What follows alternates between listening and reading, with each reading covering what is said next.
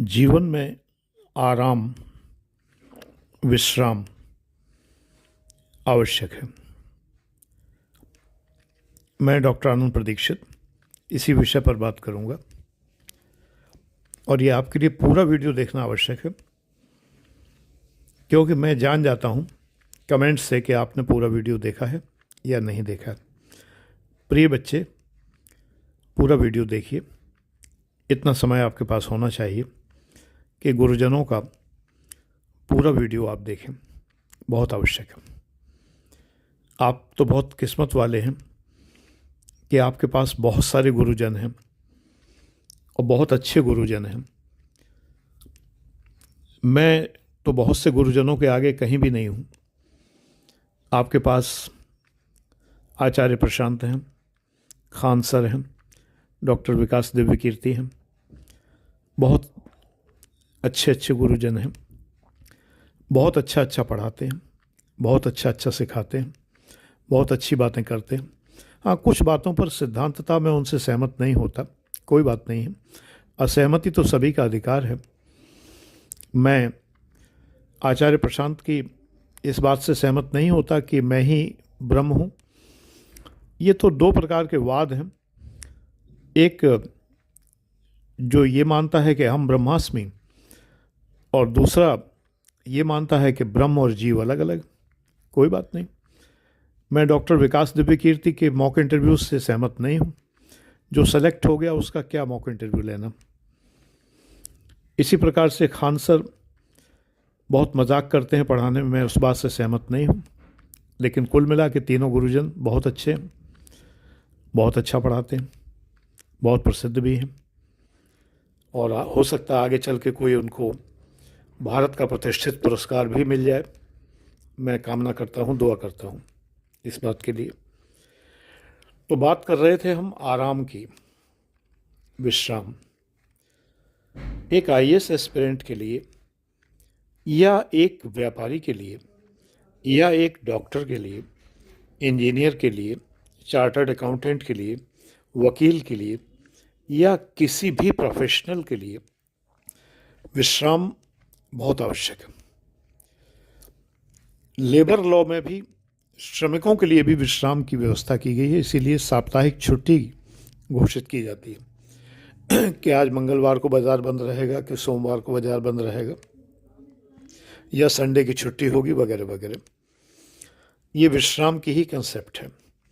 विश्राम से हमारे शरीर को एक विशिष्ट शिथिलता प्राप्त होती है। उस शिथिलता के लिए हम विश्राम करते हैं। लेकिन एक्सेसिव विश्राम, अब मैं आईएएस एस्पिरेंट पर आता हूँ। एक्सेसिव विश्राम, आवश्यकता से अधिक विश्राम आपके लिए बहुत घातक है। विश्राम करते हुए पढ़ना आपके लिए बहुत घातक है। विश्राम के घंटे अलग होने चाहिए।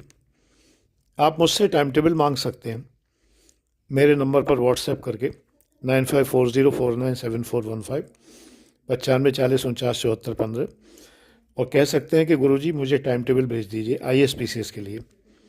ये 9-10 घंटे का टाइम टेबल है, किस प्रकार से हमें विश्राम करना चाहिए, कब क्या पढ़ना चाहिए, किस तरह रिवीजन करना चाहिए, पूरा टाइम टेबल बना रखा है।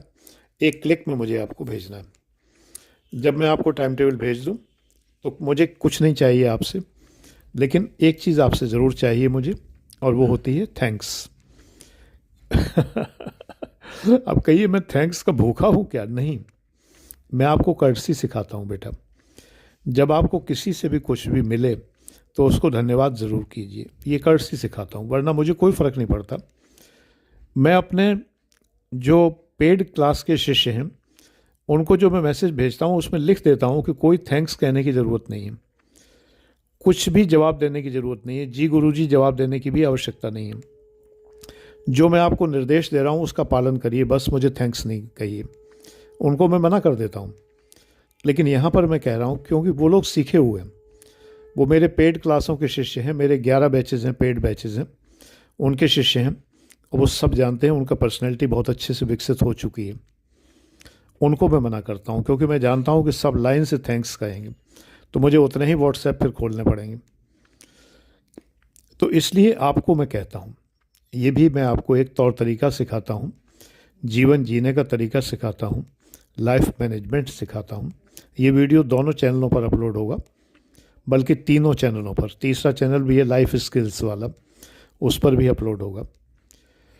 तो बेटा, आराम एक सीमा तक अच्छा है। आप जिस कुर्सी पर बैठते हैं पढ़ने के लिए, उस कुर्सी पर अगर एक गद्दी डालते हैं, ठीक है, इतना आराम ठीक है। उसकी बैक पर भी अगर आप गद्दी डालते हैं तो ये ठीक नहीं है, क्योंकि बैक टिकाकर बैठने का आपको मौका ही नहीं मिलना चाहिए। आपको तो सारी किताबों से नोट्स बनाने चाहिए, और जब आप नोट्स बनाएंगे तो आगे को झुककर नोट्स बनाएंगे, गद्दी पर आराम करते हुए नोट्स नहीं बनाएंगे। और अगर आप ऑफिस चेयर ले लेते हैं, पुशबैक चेयर, जिसमें पीछे को धक्का दे के झूलते रहते हैं, बॉस वाली चेयर अगर आप खरीद कर पढ़ते हैं, तो बिल्कुल भी ठीक नहीं है। आराम एक सीमा तक ठीक है, विश्राम इतना ठीक नहीं है कि आपकी कर्म में बाधा बने।